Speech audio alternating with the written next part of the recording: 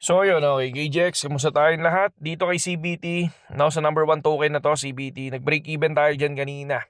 And then ngayon, subukan natin siyang pasukin. So ngayon kasi nasa 82% na ang itinaas nito kanina.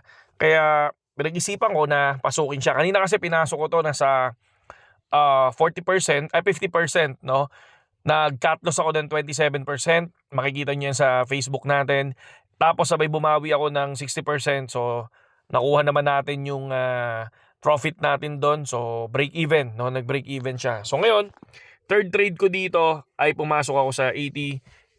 So far, nasa 1% pa lang or 2% pa lang yung pinaka-profit natin. At ang margin na nilagay muna natin is 28 USDT. So we'll see kung magpo-profit to mga kapatid. Kasi ang ginagawa ko sa gainers trade, no? So nagsi-start ako sa 40%. And then kapag nag-cut loss ako ng 40%, biglang lumipad ng 60 to 70%, nag-entry ulit ako dyan. Pero mababang margin lang kasi minsan 5 USDT, minsan 10 USDT. Parang ganun, hindi ako nag-100, no? And then, pag biglang lumipad dyan, nag-cut loss ulit ako at lumipad ng 100%, yung inangat niya ngayong araw na to, no? So, dyan ako nagdadagdag ng 20 USDT ako to 30 USDT. Ganun. Tapos, kapag cut loss na naman, kung cut loss, lumipad 150. Ayan, ganun ulit, 30 USDT ulit. Basta laging may cut loss. Kapag kunyari, yun na, natsyempohan mo na kasi karaniwan sa mga ganitong gainers trade, no? Karaniwan is, bumabagsak sila kasi mga Web3 token sila na kung saan nag-all time high na talaga tapos sabay biglang nag-dump, 'di ba? And then ngayon nilalaro sila ng mga whales, no? Nilalaro sila ng mga whales, nilalaro sila ng mga retail para biglang umangat, then susunod biglang babagsak.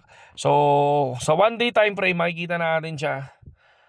Lumipad siya ng 0.08 and then biglang nag-drop and then tuloy-tuloy na yung pagbagsak niya. So far, ang nangyari sa kanya,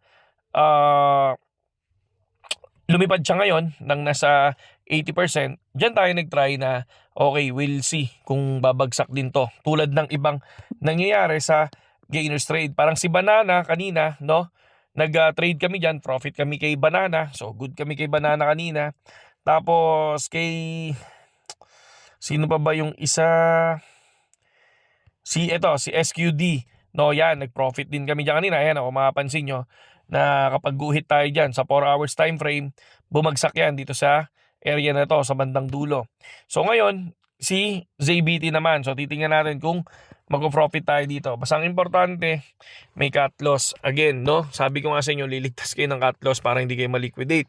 And then, syempre, kapag ako kasi may target lang ako ng loss every day. Kunyari ako, 550 to 600. Yan lang yung target loss ko every day. Tapos ang ginagawa ko, kapag nag-profit ako ng 3,000 or 2,000 or 1,000 and then natalo yung 500 doon, no? Tigil na ako.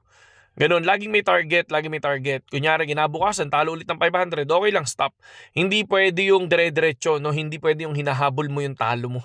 So, dun ka mauubos, mga kapatid. Kaya, yun lang, chill lang. At saludo sa inyo lahat. Tingnan natin kung mag-profit to bukas. Doon naman sa Gainers 1, 2, 3, 4 episode natin. Lahat naman profit tayo doon eh.